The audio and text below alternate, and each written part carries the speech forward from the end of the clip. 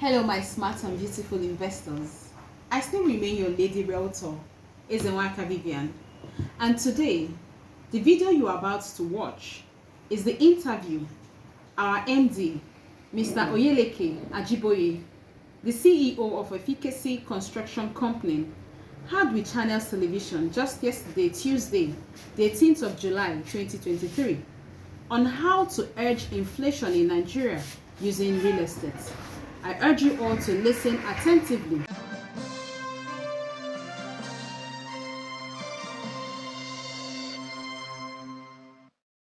Welcome back now to our next conversation. According to the report released by the Nigeria Bureau of Statistics, construction contributed about 11.79% to nominal GDP in the first quarter of 2023, higher than the 9.68% it contributed a year earlier and higher than the 10.16% contributed to the fourth quarter of 2022.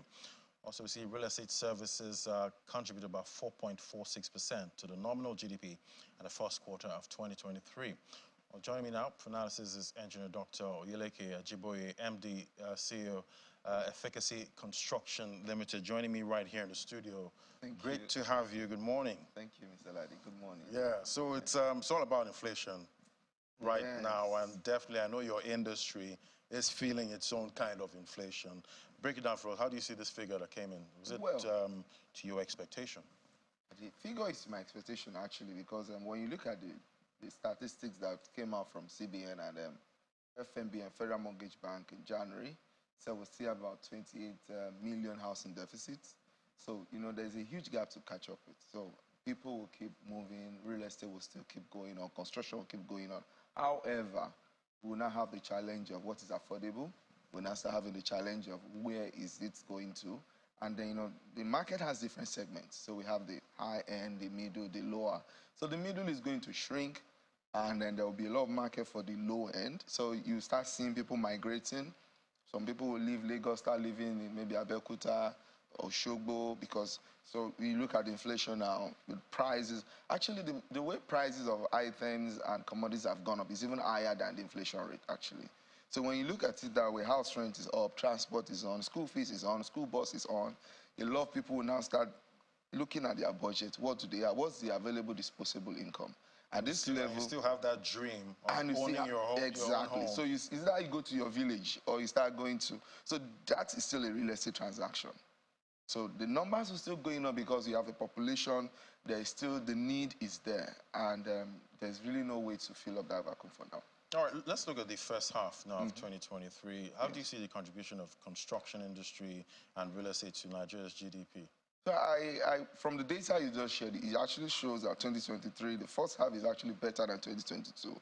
However, you know, a couple of things would add up to this. Like I said, the demand, and the second one is when you look at the reason why people are investing in real estate. Real estate is one of the easiest way to passively invest. So you want to keep your money somewhere, let it give you income without bothering yourself. Real estate is one of, and when you now look at inflation again, one of the easiest way to hedge against inflation is to use real estate. So this will actually still keep pushing investors in this direction. However, the same due diligence you do when you want to buy a stock is the same thing you have to do when you're buying a real estate. So that as you're trying to hedge against inflation, you don't lose your capital. Definitely, you know, when you hear investment in real estate, the first thing that comes to mind is it's expensive. Yeah. I don't have that bulk money to put down and to buy that land or that property at this time. And this not being a credit economy, you cannot, you know, afford to, you know, buy a house, you know, through the banks and all of that. It is very expensive. What's the way out? So, this conversation is very interesting because considering what is happening now with the high price of things, I think one of the things the executive should advise the president is to raise the limit on Federal Mortgage Bank housing. So all these 8,000 palliative for the very low people, let's also look at ways to increase that 15 million housing bar, the limit that you can. There's no 15 million house anyway, actually. So when you raise that to about 25 million, you're actually giving people more opportunity to own a house at a very, very low single-digit interest rate. That will also help people to pay, because how many people can afford 20 million at a go? 30 million, and they go. So when you do that, the civil servants will really, really take advantage of this. The entrepreneur on the street, the business owner, the people that are in an employed system, the private sector can take advantage and own a house and a property. So when you also look at real estate, there are other organizations that do a lot of instrumental payment plans and all of that. However, as speculative as real estate is, there is no excuse not to do your due diligence. I keep saying that. I'll give you a scenario. A friend of mine bought a property, and then it was not a friend, a staff of mine was asking me to give him a guideline, and then strangely bought the property in my village, in Osun State. He didn't know. He didn't go there. At the time he bought it, the marketing strategy was pay 500,000, pay over 1 year. However, the value of that property now, at that time he bought, was 50,000 naira. That person has paid in installments, but you will not get value for a long time. So as much as possible, getting opportunity to pay in installments is good, but also do your due diligence and be assured that at the day you are buying, you are making profit. That's the way to invest in real estate, even if it is low. So no matter how low it is, be sure that you're actually getting value from it. And talking about getting value, we see most of those adverts, most people, marketing different lands, the outskirts, they're supposed to be cheaper, and you see them, telling you can pay in installments. You see the fancy pictures, of the estate, but you get there and you can't even, identify what you're buying. Is that still the right strategy, or how do you go about it? Because it is good, you can buy while it's undervalued and wait for development to come there. That's also, a good strategy, but you can also miss it. Yes. With that. Yes, you can also miss it. So for us, I've been in this sector. Our company has been active for about 15 years. I will tell you that those things have the pros and the cons. So for investors that are buying, you must be able to know the company you are buying from. When push comes to shove, are they able to stand with you? So because when you're doing a long-term investment, doing a land bank, you are not developing at the moment. You are expecting development to push the price of the property up. So I'll give you a scenario. In 2009, we bought a land somewhere on the Ibeju-Lekki axis for 650,000 naira. That land now is 20 million naira. Wow. So when you look at the returns, when I was trying to calculate it recently, it's over 3,000% returns. In just how long? In just 15 years. 3,000. There is no investment that can give you that. It's just land. However, there are a couple of things that have to be done to mitigate any issue of loss. So this particular land, when we bought it, that's a gazette. Along the line, we discovered that the gazette had an issue, so government cancelled it. That means the land is no longer valid. So we had to make sure we buy another one to give subscribers, and at the same time go to appeal to the government that we were misled. And fortunately, the governor at that time was Governor Fashola. He gave us back the land with the CFO. But that took like 7 years for us to get it. So after getting it, we just left the land and let it appreciate. So when you look at that cycle, we fenced it, we've been nice to the neighbors, intentionally protected the land. So when you look at it, for an investor, it looks very sweet. But not all transactions are like that. So as much as possible, your title has to be good. You must be able to define why you're investing in that real estate. What's your portfolio appetite? Is it for long term? Is it for short term? You could actually buy land. I see a time when Lagos Ibadan Expressway will be like Ikorodu Road. It'll be very busy. Lekki Expressway is the fastest developing corridor. The corridor with the highest investment in Africa at the moment. So I see a lot of development, but the fact that the place is developing, your due diligence must be top-notch. And talking about due diligence, titles are a big issue, and getting the titles at the right time is a big issue. You see, they said most of the properties or lands we see right now in Lagos, a huge amount of that have no titles.